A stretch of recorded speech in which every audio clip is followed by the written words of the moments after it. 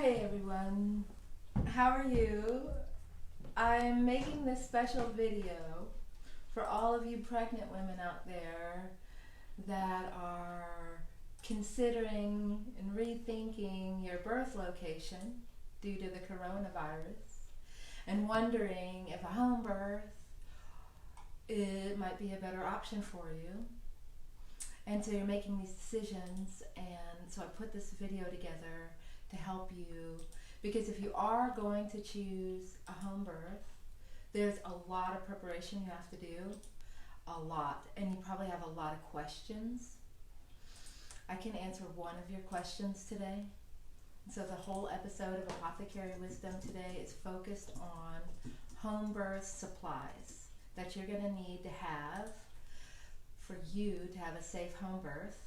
And I'll also include at the end of the video the supplies that your midwife will bring with her to your birth. My name is Maria Chaudhry. I'm a licensed midwife, and I've put together these birth kits, and I've taught childbirth class so many times that I thought you would really benefit from this class. The thing is, this video could easily stem off into a bunch of other videos and topics, and I'm just going to keep it really focused in on the supplies you need for the day you give birth. Okay? So this is a live event, and I'm in front of the camera, and Heaven's behind the camera. So if there's any questions or something when I'm in a pausing place, she'll go ahead and ask the question, but I'm not really able to see any questions as they pop up. Okay, so let's just get started. You know, your decision to have a home or hospital birth, that's a whole different video. This is only based on the people that are choosing a home birth and they want to get their supplies. Okay, I'm just going to start on this side of the table and work over. All right, right off the top, when you're planning your birth, you're going to need a supply list, which I have for you, and in the links on the bottom of this video, there is a blog post called Home Birth Supplies, and there's a supply list in there. Okay, so you're going to need a supply list, and I'm going to work from the supply list. Right off the bat, we're just going to start here with the sheets. You're going to need 2 sets of sheets for your bed. You want to have the set of sheets that you want to be the new mom on, and then you want to have the set of sheets that you want to be the laboring woman on. Okay? So this is how you make your bed. You take the sheets that you want to be the new mom on. Like you want to be, so you have your fitted sheet, and then you have your cover sheet, and you put those on, clean sheets on your bed. And then you're going to get out of your birth kit 2 of these really long, thin Chucks pads. There's plastic on one side. This is blue plastic. And then there's paper on the other side. These don't absorb a lot, but they do protect your sheets. So on your bed, you're going to put one of these sheets will cover one side, and then the other sheet will cover the other side. You're going to need 3 of these plastic sheets. So 2 to cover your bed, and then after you have the plastic sheets on, then you're going to put the sheets on your bed that you're going to labor on. Okay, so they can get a little messy, they can get a little soiled. They're your active sheets. And then after you make your bed with your top sheet and your bottom sheet, and you roll your top sheet back, then you can put a bunch of Chucks pads on your spot. So you're going to need 2, 3 Chucks pads underneath your bottom to protect your sheets. So that's how you're going to make your bed. Right off the bat, then it makes me think, okay, you need 2 trash bags. And this trash bag doesn't have a good handle, but you want the trash bags that have the red string, right? So you have 2 trash bags, and when you're setting up your space, on the doorknob, on one side of the door, you put 1 trash bag, and on the other side of the doorknob, you put the other trash bag. 1 trash bag is for trash, and the other trash bag is for laundry. So when you're sitting on your Chucks pads, and then you get up to go to the bathroom, and you see there's a little soiled, bloody, wet spot, you take that Chucks pad and you throw it in the trash. But then after the end of the birth, and you're cleaning up the towels and the sheets and everything, then you put all of those into the other trash bag. Okay, I'm going to just go right here real quick. That's why you need hydrogen peroxide. So, a question people have all the time is like, is birth so messy? Is it so messy? I don't want to stain my stuff. Hydrogen peroxide will get all the stains out. So, when at the end of it all, at the end of the birth, when you're in your herb bath and the midwife's hustling and cleaning up the show, she's taking that big trash bag full of laundry and she's putting a half a bottle of hydrogen peroxide into the water and then loading the washing machine, and all your stains will get out. Okay? So, let's keep going. What else are you going to need? You're also, I want to say one thing about these Chucks pads. You don't need 2. You need like 25 or 30. And they come in, when you buy your birth kit, they come in packages of 5 like this. So your primary bulk of your birth kit is going to be primarily Chucks pads. Okay. You're also going to need like 6 to 8 to even more towels. So here's why you need a bunch of towels. You need towels if you're going to have a water birth. You need towels for the floor around the water birth pool. Are you going to get in and out of the water birth? You're going to take a shower, get in and out of the shower. You're going to need clean towels for you and your baby after your herb bath. You're going to need, so at least 6 to 8 towels. You're also going to need, I just grabbed 4 here, but you need like 6 to 8 wet washcloths. Here's why you need that. Well, sorry, let me say that differently. 6 to 8 clean washcloths. Some of them will be put into a bowl with ice and water, and so that you can have a cool rinse for your face. When you're in a water birth and you're in active labor, you're hot. Your face is red, your chest is red, you're overheating really quickly, and your body's just creating so much energy to try to open up to give birth. And the water in the pool is hot. So you need the cool cloth for your face and a cool cloth laid on your chest or laid on your back like this. The other cloths, I didn't pull out my crock pot, but the other cloths, you take one, you put 2 of them together. In other words, you take 2 of them, put them together, fold them in half, roll them up, and then you place them in the crock pot, right? And you leave the crock pot. Here's the problem. You put it on high because you want it to be hot. It is so hot you will burn yourself. So get it high real quick and then turn it down. It is so hot. You're going to also need the crock pot. The crock pot always has a very short cord, so you're going to need to put the crock pot somewhere close to where you are. And once again, you might need another towel or a cutting board to put the crock pot on. Then you need a plate next to it, and you need tongs because these are so hot. You're scalding. Whoever's going to put the hot compress on you is going to burn themselves, so they need tongs to get the compress out. And then once it's cool enough, you can wring it out. And then these hot compresses are amazing. You put them on your abdomen, you put them on your perineum, you put them on your back, you put them wherever you're feeling pain. And so you need a whole stack of washcloths for that purpose. There was something I was going to say. Oh, in the water birth pool you get really hot. Another thing that I don't have here, but, well, I do, a ceiling fan. So you need a fan, or oftentimes as midwives, I'm doing this at labors, taking a piece of paper, and we're taking the chart and we're fanning you. So you need a fan. You need a paper fan, a small fan, an overhead fan. While you're in labor, the fan can be on, but as soon as that head comes out, turn the fan off. And there shouldn't be any cold air on the baby at all. So the fan is just for you while you're working hard, and then as soon as that head comes out, turn the fan off. Okay. What else do you need? You need a whole lot of stuff, as you can see. Okay, you need about 6 or 8 receiving blankets. These are not fancy. They're not your fancy best baby blankets you get at your baby shower and your blessing way with 100% organic cotton and the little, just get the straightforward receiving blankets like they use at the hospital. You need 6 or 8 of them. The baby has to stay dry, right? And so if you're having a water birth, you're all wet, the baby's all wet, and you're using the towels. But then by the time you get out, we have to dry that baby. That baby needs to stay warm and stay dry. And there's like blood and meconium and there's vernix and there's just wetness, and so we're changing these blankets a lot, and you'll be surprised. We will go through, like, there's a whole stack of them this tall, and we go through all of them at the birth.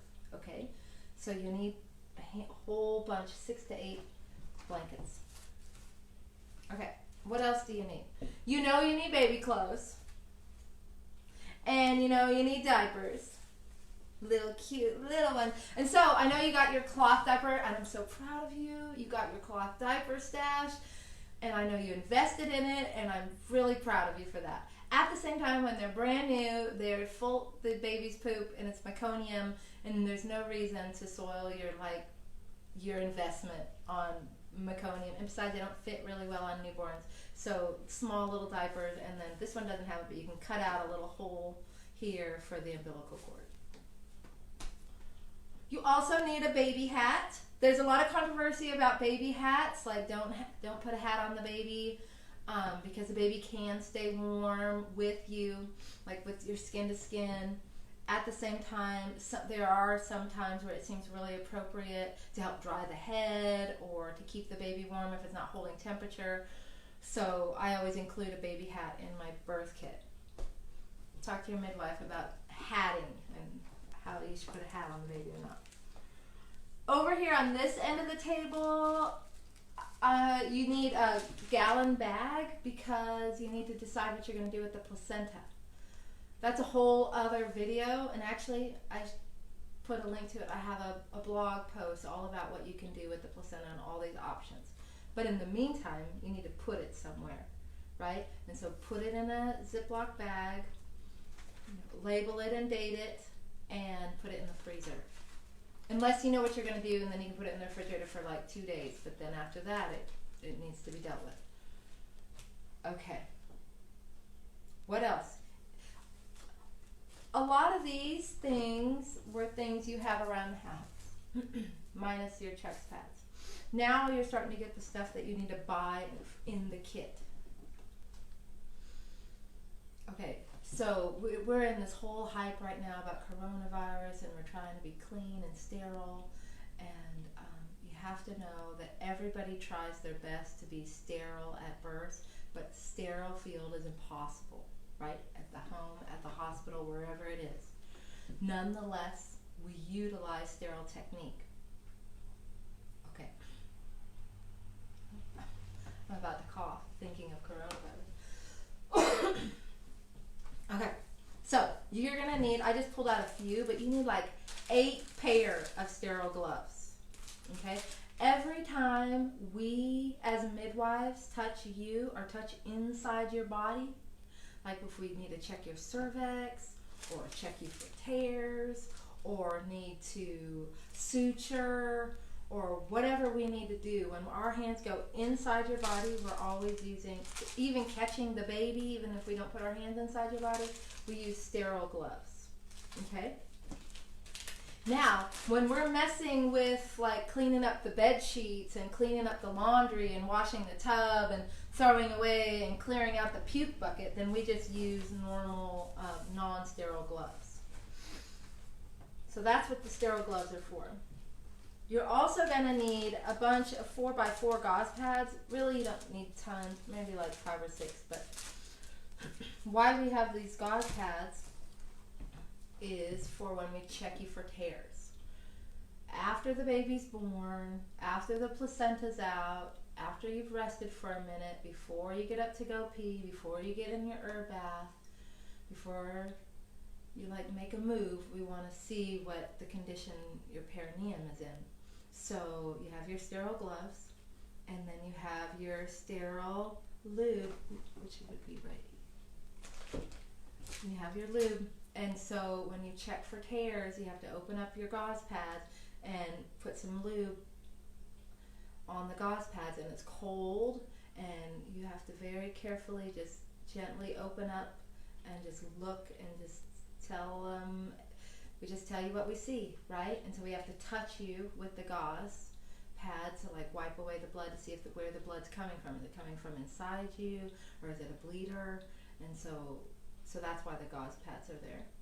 Also, when it's time to clamp and cut the cord, we use the gauze pads because even though we allow the cord to pulsate all the way, oftentimes in my practice I allowed the placenta to be born and then I would clamp and cut the cord, so there isn't a big squirt. But if you're clamping and cutting the cord and the cord hasn't stopped pulsating or it hasn't emptied out completely, when you cut it, it spews out blood everywhere, and so you have a gauze pad to protect that.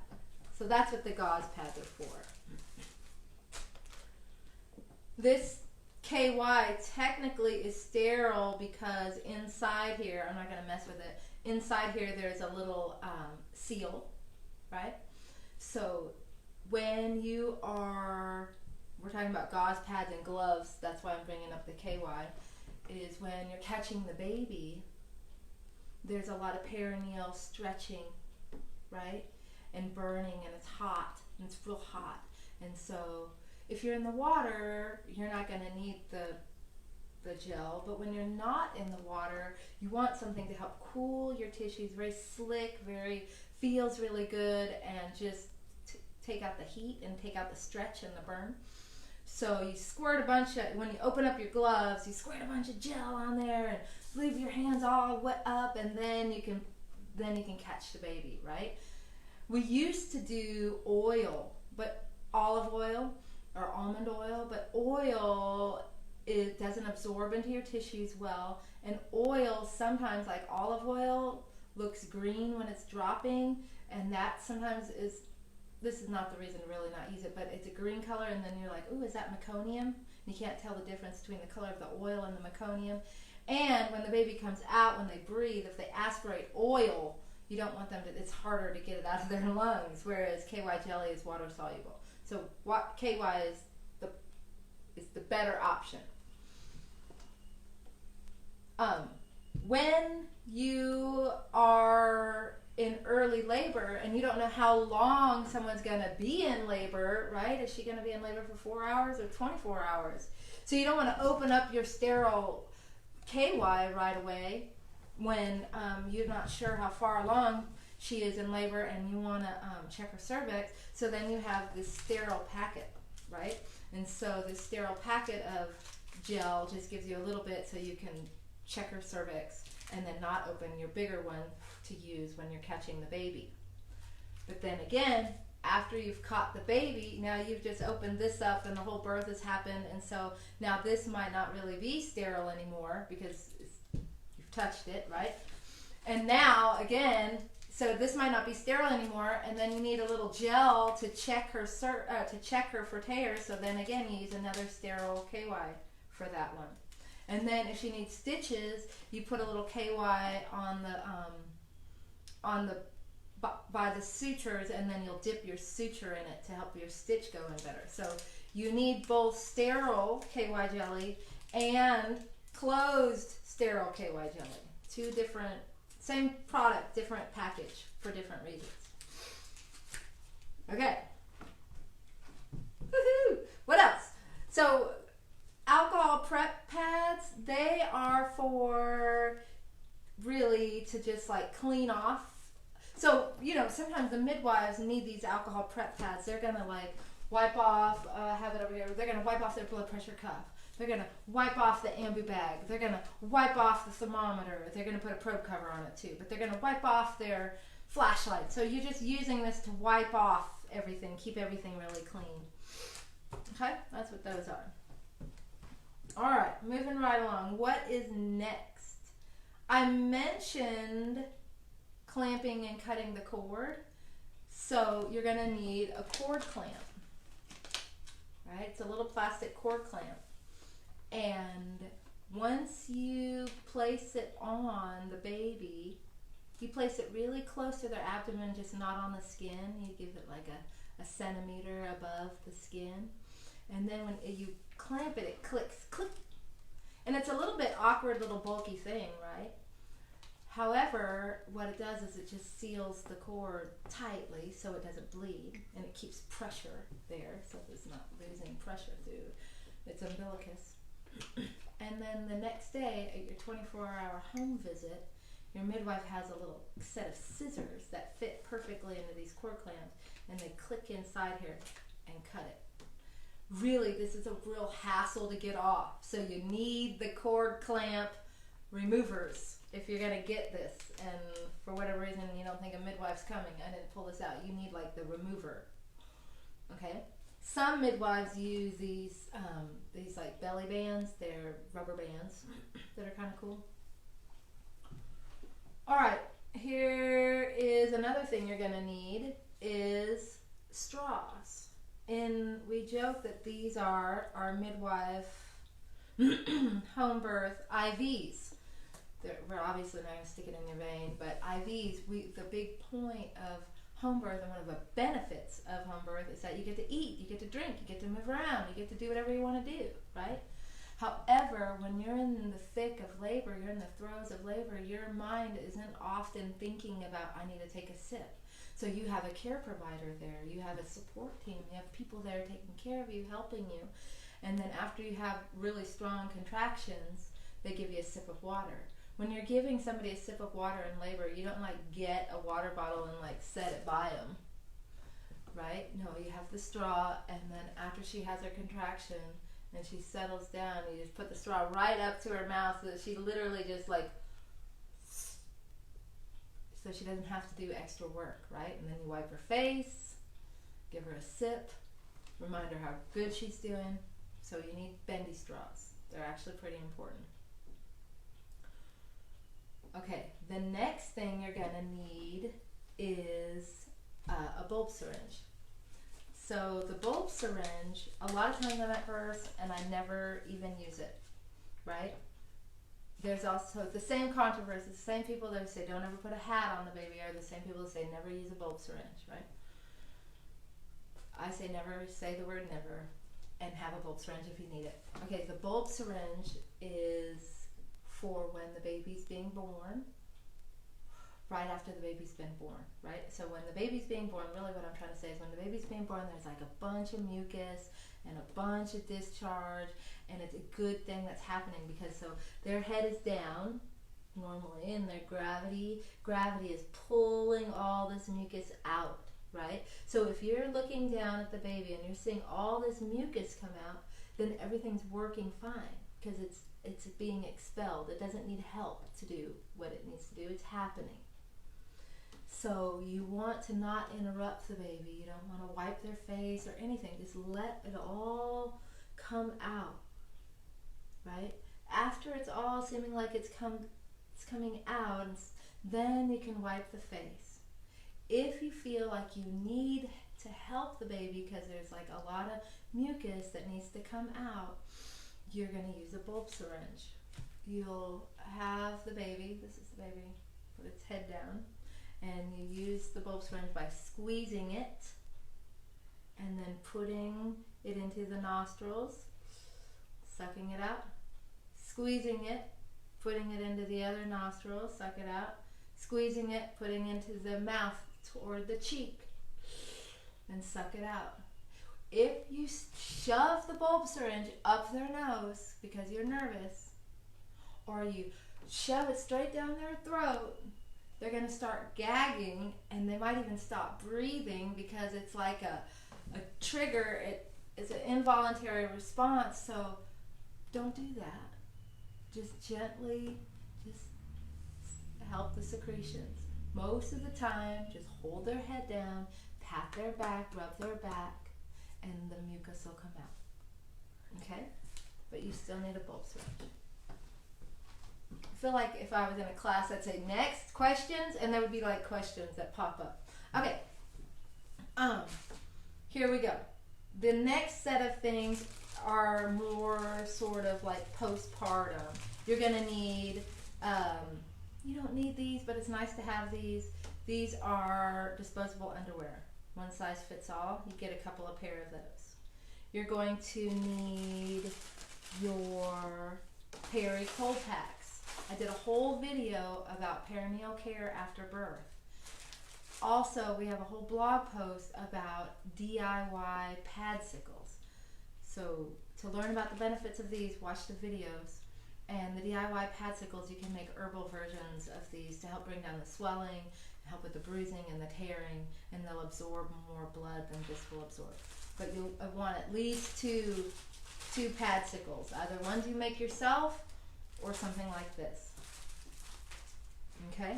You'll also need a whole bunch of pads. You probably want a better brand than this, but these are super absorbent. Don't get the lightweight. Get like the mega with wings. You need a whole bunch of those. Okay, you'll also need a peri bottle. In that video where I talked about perineal care after birth, I talked a lot about the peri bottle. In the peri bottle, you can add just warm water.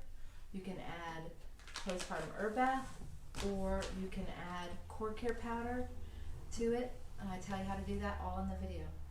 In a pinch, if you're feeling like you don't have herbs and hot water isn't enough, you need something because you're just concerned about maybe a stitch being infected or just something, you need it to be like, you want to clean it more, you can put a little down to the very first line hydrogen peroxide in your peri bottle and then warm water. And utilize the peri bottle, okay? Also, in your kit, things that you need to have in your kit will be a betadine scrub, or you can get betadine. Okay, so the betadine scrub is for a couple of things. Like after you give birth and you're going to have your herb bath, you need to make sure the bath is clean. Ideally, somebody would have already cleaned the herb bath. Still, in the respect of just trying to be clean and sterile as much as possible, even if the bathtub's been clean, right before you get in, we betadine your tub and scrub it, and it's nice to have this sponge so we don't have to utilize your equipment, right? Your sponges that might be clean or they might be gross, right?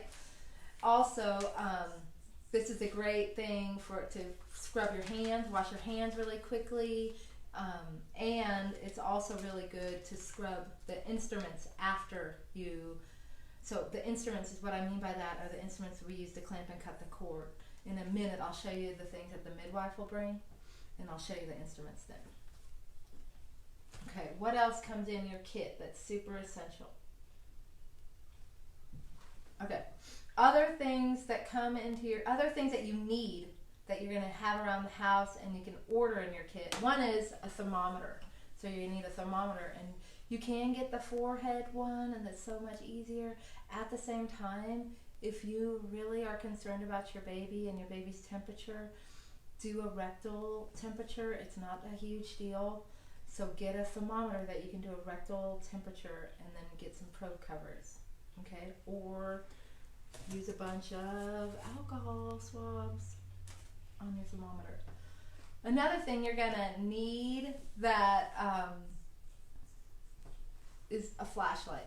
The midwife always has a flashlight. Oh, good, it works.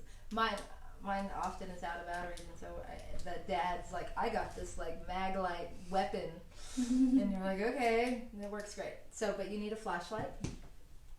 Okay, the other things you're gonna need are, I'm gonna just refer to my list, are some herbs and some teas and your food. And I'm gonna just briefly cover food right here. When you're in labor, you have to eat. You don't want to eat. You want to say you don't want to eat. Your body doesn't want to eat, but you need the sustained energy. It's absolutely imperative that you get enough food. So things that are light, things like smoothies, yogurts, miso soup, fruit, light things. People tend to like light, moist things. They don't like dry, hot, heavy foods, right? So think fruit, like smoothies. But then after you give birth, you have to remember, we don't know how long you were in labor. 4 hours, 6 hours, well, that was fast. 8 hours, 12 hours, 24, 32, 48, 72. I mean, who knows? It could be days that you're in labor. The realistic, you plan for the long haul. You're getting your supplies like you're getting snowed in for 2 weeks. Or you're getting coronavirus in for 2 weeks. You're not going anywhere. You plan for food for the long haul, and you plan for food that's really nourishing and really restorative, because you may have had a quick, easy birth, or you had an epic labor that took everything you had to get that baby out, right? It's epic.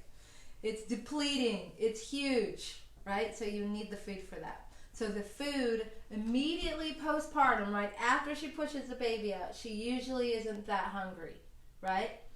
But after it's time to check you for tears, and it's time to like get you up to go to the bathroom and to get you eating, you have to remember you have been in labor. You've been breathing really hard. You've been screaming. You've been crying. You've been vomiting. You've been having bowel movements. You've been pushing. You had the baby. You pushed out the placenta, right? I'm just trying to let you know like the enormity of the importance of it, and people don't quite get it. They're just like, eat whatever, right? And so you need something high in protein, something high in iron, and something that you love. It's delicious. It's your victory meal. You earned it. It's like special. And so barring unforeseen circumstances, you should be able to get what you want. Like maybe in the coronavirus era, you don't get to go to your favorite restaurant and have someone bring you baby back ribs. So you have to have, like, make it realistic that you can have it, but also make it special. And in terms of eating in labor, like I said, you don't want to eat very much, but you can drink. You can drink your nourishing herbal teas, you can have coconut water, you can have emergency drinks, you can have herbal popsicles. I tell you how to make that in one of the blog posts too. So those are the light foods pre-labor, and then after labor, plan your victory meal, your special.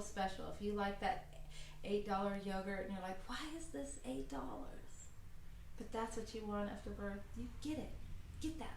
Your favorite juice, your favorite, everything you want. Favorite, best. Okay? That's on the list. It says favorite. Okay, what else? Let's talk about some of the herbs. So when you order all these pieces, I always ordered my birth kits and had all my clients order their birth kits, and my mentors, they use the same company. We've always used inhishands.com. You can go to inhishands.com and you can buy things like individual, or you can buy custom birth kits. Your midwife will have a birth kit that she wants you to buy. We all have our own little nuances of what we need more of and less of, and what brand we like. So talk to your midwife. But if you're coming to her late in care, like watch this video and then talk to her about very specific things, because you have so many other important things to do that just kind of trust her with her birth kit and do what she needs to do. I order all mine from inhishands.com. Okay, so in my birth kit, the things that came with it were always an herb bath. You would get your postpartum herb bath. And if you watched my videos before, I think you need 5 herb baths. This makes 1 full herb bath. You need 5 herb baths, especially if you've had any tearing, bruising, swelling, or stitches. Okay. The kit also has cord care powder. So cord care powder, you sprinkle a few sprinkles around the edges of the cord and wherever it's moist and wet and oozy, and it'll help dry up the cord and help it fall off really quickly and help prevent infection. And then also in the kit came Nurtured Mother. Nurtured Mother is a tincture, it's an herbal tincture that helps with the cramping. You need to have postpartum cramps. They're essential for you to cramp down so you stop bleeding, right? At the same time, cramping hurts really bad sometimes, especially if you had a fast baby or a big baby, or you've had like this is number 3 or number 4, you're like, whew, the afterbirth contractions are really intense. If you have a really fast birth, you will have afterbirth contractions for hours afterwards, just like you were in labor still for a long time. And so nurtured mother is really helpful to just help give you some peace and calm, and helps keep your uterus tight, but also helps minimize your bleeding. And then the few days that follow, so your first 3 days postpartum, you change more hormonally in the first 3 days. That's the first 72 hours than you do in your entire pregnancy. So because you had progesterone with your placenta, and you don't have progesterone anymore because the placenta came out, and so now you have lactogen, and with that it feels good, but and prolactin, they feel great, but in the transition of them coming in, it's hard. And your first 3 to 5 days postpartum are your hardest days, and also with your mood and with your crying and with your feelings and all that stuff. And Nurtured Mother helps with that. So that's part of the kit. Now, this didn't come in the kit, which it should now. I'm so happy we have chlorophyll now. I'm really excited about that. So as a midwife, I'm not exaggerating. I go to the home visits at 36 weeks, and I'm like, okay, what's the point of the home visit at 36 weeks? It's to make sure you have your supplies. It's to make sure your house is ready, to make sure you have everything you need. And the vast majority of time, nobody has it. That's why I show up, to be like, hey, no, really, the baby's going to come and you don't have your stuff together. This is what you need to do. And then I line them out, right? And I'm taking their notes. But some of them have their supplies. One of the supplies that does not come in this box, but my clients had to get on their own, and I was a little bit of a, I don't want to say hard ass, but like, look, if you don't have it, it's not good. I'm not coming. And that's chlorophyll. So your chlorophyll, you should be drinking throughout your pregnancy, right? And your chlorophyll, when you're making your herbal popsicles with your favorite grape juice and your herbal tea and a few drops of chlorophyll, and you're having your popsicle because you can't eat anything and you've been in labor for hours, is going to keep you going, right? And then after you push your baby out and you push your placenta out and you lose 2 cups of blood and you're like feeling a little like lightheaded because you don't have enough oxygen, chlorophyll helps oxygenate your blood, right? So it is a primary component. I consider it a primary medicine for your situation. Chlorophyll. And then there's some other things that you can have that are really great too. Some like lavender essential oil to help. You can maybe put it in the crock pot and put the lavender essential oil on your abdomen. You could have it diffusing. But here's the deal, when you're in labor, a lot of women don't like a lot of smells. And even if you like it a lot when you're pregnant, it might not be the best thing for you. So check it out before you start dosing your compresses and everything, because it's hard to get the smell out. So the lack of smell, or the lack of things with smell, is really important. Like your midwife, she's probably not going to wear any deodorant with smell. No one should have perfume. Like even the food cooking in the other room, or the like someone brewing coffee and you're not a coffee drinker, like all that can be really overwhelming. So you want to make sure all that stuff happens, all those smells happen somewhere else. That's what I think is one of the biggest differences between home and hospital birth. There's a lot of difference, obviously, but the smell of a home birth, like the herb bath is cooking, and there's just the smell of their home, and just the smell of like her in labor. She has an odor like of a bright birthing woman. It's like it's unique. You'll only smell it in that moment, right? But then in the hospital, it's just like all this like sterile and betadine and alcohol and like it's just, and lights and the bright. I mean, whatever, do you? But I'm just saying the smell is distinctive between home and hospital, and like how things trigger you, like it smells. Anyways, the other thing you might want to have is some massage oil, unscented of course, and then some other things if related to this, are going to be, you want a lot of candles, soft light. See how this light is on me right here? This wouldn't be really good for me in labor. I would need a lamp, right? You want to have a yoga mat. You want to have a birth ball or a birth stool. You want to have a bunch of pillows and blankets. You need a puke bucket. You need a bowl to catch the placenta in. Pretend I didn't puke in here, and clean it out, and make that. You need a pot to make your herb bath in, right? You need a bunch of stuff like that.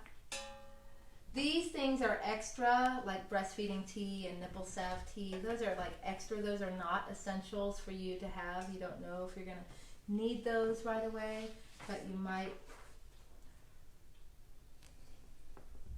Oh, you know what else you would need to have, just like in terms of like supplies and paper goods? Like, you're going to be snowed in for 2 weeks, so you need a bunch of toilet paper and you need a bunch of wet wipes. Those are kind of the things. I want to talk real quickly about water birth. Okay, so in my practice, I had a birth kit and a water birth pool kit. You can buy your own or rent one from your midwife. Talk to her about it. The pool kit has some essential pieces, and then you have to supply a few things. So I'm just going to tell you all the things that are involved. You need a tarp or a shower curtain or a big piece of plastic to protect your floor. If it's a big piece of plastic that's slick and moving around and making a lot of noise, you need to secure it down, maybe tape it down. It's dangerous. People slip on it, it catches on your feet, and it's distracting, right? So you have the pool. You put the pool in the place where you are like 2 or 3 steps away from a place to lay down. So you don't put your pool in the dining room and your bed is in your bedroom, right? And there's no chair or couch, right? You would put the pool either in your bedroom right next to your bed or in the living room right next to the couch, so that when you get out of the pool, then, because you never know why you're getting out of the pool. You're getting out of the pool because you're in labor and you're pushing and you got to get out, or you just gave birth. And getting out of the pool, let's just do it like this. I'm going to pretend real quick. I'm in this pool of water. I just gave birth, right? I'm like trembling, right? I'm trembling, and I have this baby who's still attached to the cord. And I want to do one thing before that. Here you go. When you push your baby out, you have this like immense surge of energy, and then once the baby's out, you like relax. You relax so profoundly and so deeply, because you have labor is a series of work, contraction, and then rest, and then work, and then rest, and then work, and then rest, work, and then rest. And so after you push your baby out, you work to the peak, and so then you're about to rest, right? And then you're about to work again and have the placenta, and then rest. And so, as a midwife taking care of a person, it's really hard to move the girl that's like in the rest state, because she's like so relaxed, right? So you want to time it. You don't want to interrupt her Zen beautiful moment. At the same time, when she starts to just relax a lot in the pool and then give birth to the placenta, and then you're like, it's hard to see how much blood is in the pool, because the pool has like 50 gallons of water in it, right? I don't know, a lot of gallons of water in it. And so you can't tell, is that like 1 cup of blood or 2 cups of blood? All you can see is it's getting dark in there, right? And so you have a relaxed person that just had an amount of bleeding that you're unsure of. She's hard to move. So that's why I'm trying to tell you, she has to be right by a dry surface. That's why you have 3 of these pads, because you have to put 2 of them on your bed, and you have another one to put on your couch, because in this imagination, your water birth is right next to your couch, right? So you lay this on the couch, and you put a Chex pad and a sheet over it. And here, now she just pushed her baby out. She paused. And I've told her way ahead of time, like during prenatals, multiple times in childbirth class, after you push your baby out, we'll let you pause, and then we're going to get up and you're going to lay down, and then you'll rest. That's the most awkward part. So here, she's got to stand up, which is awkward. She's got the baby. She's got the placenta inside her. She's soaking wet. She's naked. Maybe she's not naked. She's got a wet sports bra on. Remember, baby cannot be wet. The baby has to be dry. And so we got to like awkwardly take this bra off of her, right? And then you got the blankets on the baby, which are now soaking wet. And then you wrap her up in a towel to try to get her up, and then partners behind her, helping her stand up. Midwife's over there trying to put a dry towel on the baby and take the wet ones off and put a dry towel, hold them together, and we're like a group. So we got the partner, the pregnant woman, the baby, and the midwife as a group. The pregnant woman has to like hike her leg up over the edge of the pool and waddle and lay down. So if she has to walk across the house like this, no bueno. She has to just lay down right away. Okay? That's part of the water birth pool. The reason why that's significant is because you have to figure out some things. You have a hose. Where are you going to connect this hose to get hot water? Right? You can connect it to the washing machine. You can connect it to the shower. You're going to need an adapter for that. You can connect it maybe directly to the hot water heater, which I don't suggest you do that because the hot water heater is full of sediment and it's so hot. So ideally, if you can avoid that one, avoid that one. You can connect it to the kitchen sink, but so you have to see how many feet away is your hot water source to your pool and how close your pool is to a dry lay down spot. Does that make sense? The hose that you are filling up water into the pool can have only ever had clean water in it. It cannot be an outside hose. It should be a brand new hose or a hose that's secure for water births and that has been cleaned out. That's the other thing. Once you use your hose and you've given birth and you're all done and you're cleaning out, and after it has birth fluids in it, if you want to, you can pour betadine down your hose to clean your hose out. Okay, so then your pool. What pool are you going to get? I always got the La Bassine pool. It's called La Bassine. La Bassine. Here's why I got that pool. Because it has air in columns, like there's strong columns, versus air in rings. The air in rings, when you lean on them, you sink down. But columns are much stronger, so when you lean on it, the pool is stronger. And it's a nice oval size, so it tends to fit into gives you enough length, but then helps fit into a small place, a small apartment. And then it has handles. And it seems to hold the heat better. I don't have the science behind it, but the ones in rings they were cold all the time. We're constantly filling them with water. So that's another thing you need. A bunch of these cooking pots so you can always have hot water on the stove so you can keep the pool warm. But the pool with the air in the columns stayed warmer much longer. You're also going to need, if you're buying this for yourself, then you don't need a pool liner. But if you're renting a pool from your midwife, you need to get a pool liner. And there's a La Bassine pool liner, fits like a glove. Or you get the Eco, which all I think it really is a big old plastic tarp. It's just a big old plastic, it's just a square, huge, loud sounding, doesn't fit well, but it's $20 and the other one's $50. You pick. So you need the hose. You're going to need a thermometer for the temperature, and you're going to need an air pump to pump it up, and then you're going to need a sump pump to pump the water out. And when you pump the water out, you can pump it into a bathtub, or you can pump it out your window and into your garden. Okay. That's the stuff for the water birth. Now I want to clear this, and I want to kind of talk to you about what your midwife should bring. Okay?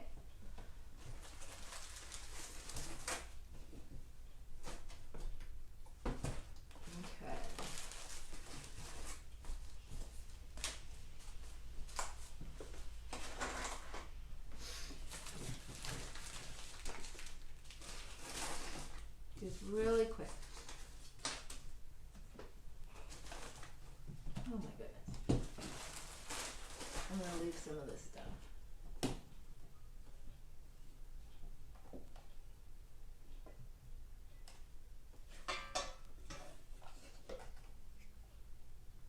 All right.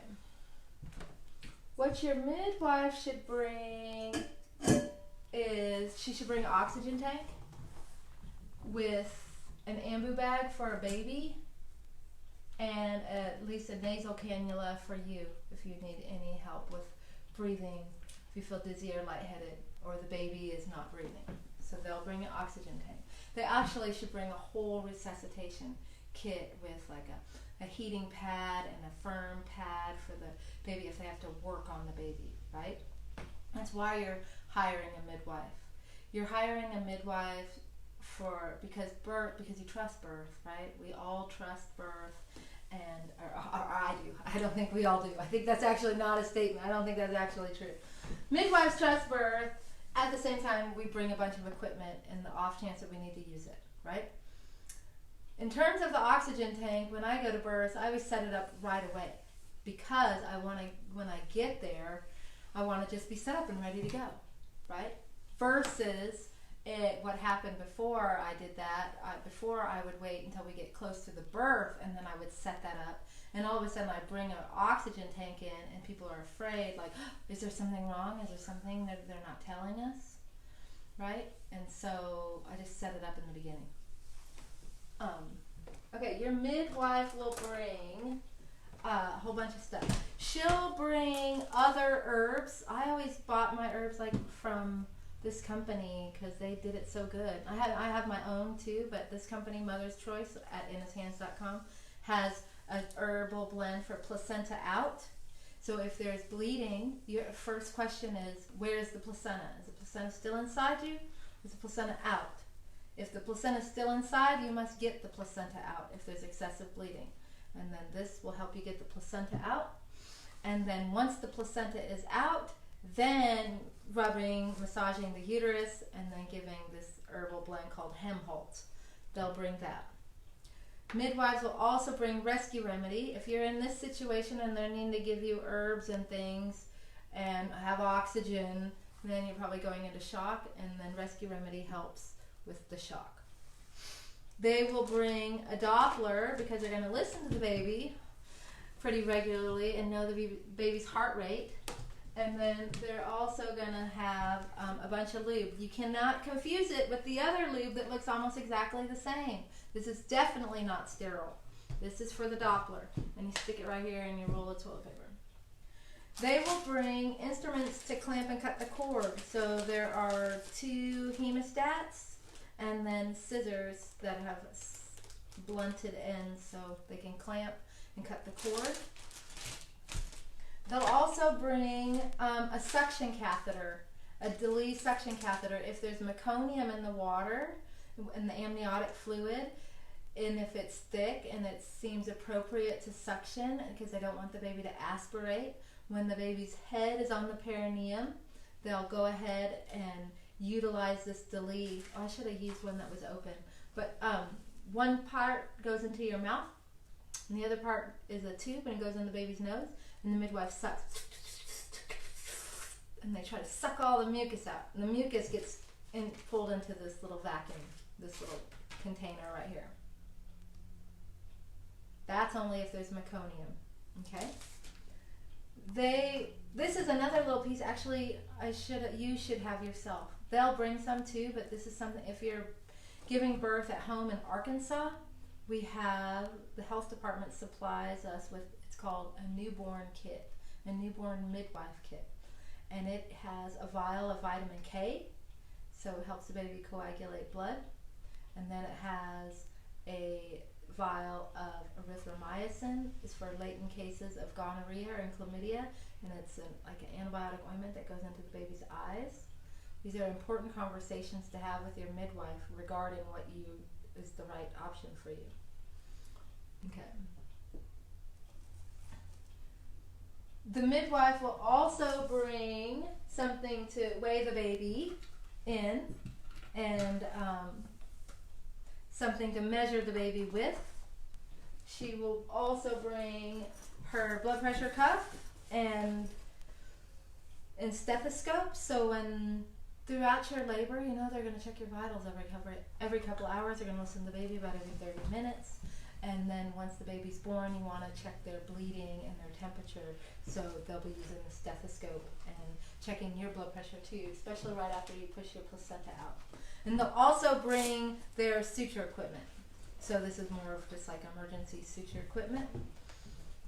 Now, if you feel like, for whatever reason, you're in a situation and the midwife cannot come, you are in coronavirus situation, the midwife cannot come, these extra items are things you should have at your house.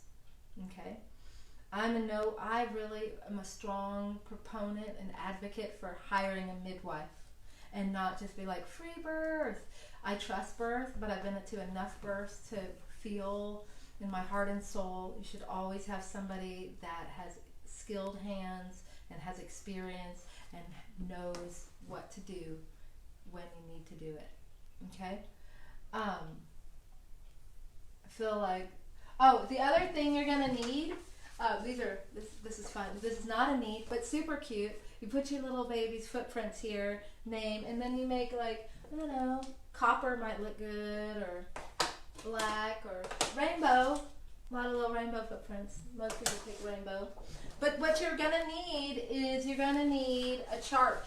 If you are due, for whatever reason, your midwife's gonna bring a chart, but if you're not, and you're in a situation and you don't have a person charting, your chart can be a blank piece of paper, but it needs to have your name, your due date, your blood type, your when labor started, what your contractions are like, what's happening with the baby's doing, the fetal movement, the fetal heart tone, your temperature, your blood pressure, your pulse, when you started contractions, how long are your contractions, what was the last, when did your water break, what color was the fluid, are you bleeding, how much blood, when did you eat, when did you have a bowel movement. All that stuff is really important information to be charting down. When you started pushing, how long you pushed, when the baby came out, what the baby looked like when the baby came out, when the placenta came out, what your uterus was doing. All that stuff is super important to be charting down. You'll really appreciate it later, but if you need to communicate with someone, all this information will really help them be able to step right in and help you right away. So you need a chart. And if you're going to get some instruments, all these things, everything that I have here, even the oxygen tank probably, I don't know about that, but you can get all this stuff at Anna'sHands.com, any supply you need. Oh, the other thing, this clock is here, because see, I'm not on call anymore and I couldn't find my watch, which is amazing, but there should be a watch. Somebody that has to have a second hand where you can count the heartbeat with the second hand. And then if you need things to help sterilize, pouches to help sterilize your instruments, you can also get that at Anna'sHands.com. And you're also going to need something to put all this stuff, because I always use this, a bowl. This bowl might be okay, like you could put all your supplies in the bowl, right? So that you can, and all your gloves and stuff, because, so here we are, we're in your bedroom. Okay, right, you're going to give birth in your bedroom. Oh, you feel like you have to have a bowel movement. You think you have to go poop, but I know the baby's coming. But so now we're sitting on the toilet. So now we're in the bathroom. Oh, you want to get in the water birth pool again. Okay, so now we're in the living room. Oh, okay, so now we're, so wherever you are, our job as midwives is to follow you, but so you need a container to put all this stuff in, right? So we can follow you around wherever you are. I always use this little container. Okay. There's probably more to say, but these essentially are your supplies. Now, if you are going to just buy the supplies that come in the box, the first section, that's cost about $50. If you were to buy a pool yourself, that's going to cost about $350. If you're going to need these other extra equipment, that's an investment. Okay, so you might need to share, trade, I don't know what you're going to do. But this is a good, another $500 investment here. Okay? In the links below, you have a link to the Arkansas Midwives, so you can talk to one and hire one. You have a link to all your supplies. You have a link to a birth plan page. You have a link to In His Hands, so you can buy the supplies. You have a link to the herbal products. I think you're pretty set. Really grateful for all of you, and I hope you have a beautiful, safe birth. And until next time, my friends, drink deep and always walk in beauty.